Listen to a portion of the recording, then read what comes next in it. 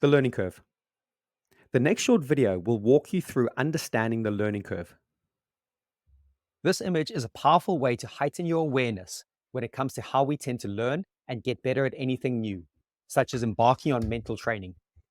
Take a moment and observe the image and appreciate that your level of competency may need to actually go slightly backwards before you can grow and move forwards when trying to learn.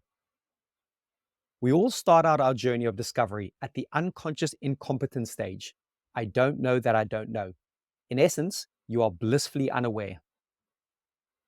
When you're then exposed to the information about the new skill you want to learn, you often drop down a level or two and need to become comfortable with knowing that you do not know. Conscious incompetence, the second point on the curve. This is a challenge for sure. Nobody really likes this, but this is where a growth mindset will be able to help. Knowing that conscious incompetence will benefit you if you look at this stage through the right frame of reference. You will learn about a growth mindset shortly and how this should be a setting we need to have in our lives when confronted with threats and difficulties. Often, when you're presented with new knowledge by a coach, this will expose you and your weaknesses.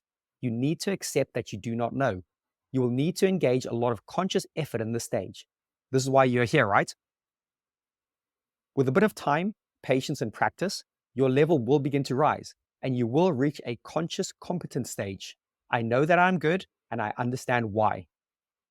You will still need to engage the prefrontal cortex, the conscious part of your brain, to execute at this stage. But the ultimate goal is to make mental training and the tools used to get stronger and more flexible into a habit. This is where you reach the final stage of the learning curve, which is unconscious competence. I know that I am good and I do not think about it anymore. You are running your programs in the background. You're not having to use too much mental bandwidth to execute. And this is where I'd like to keep taking you towards on your journey. I trust that was useful to know and become more aware of. How we may need to accept to go backwards a little in order to move forwards. Now, armed with a few tools such as expectations versus reality and the learning curve, let's dive into the next topic in your training,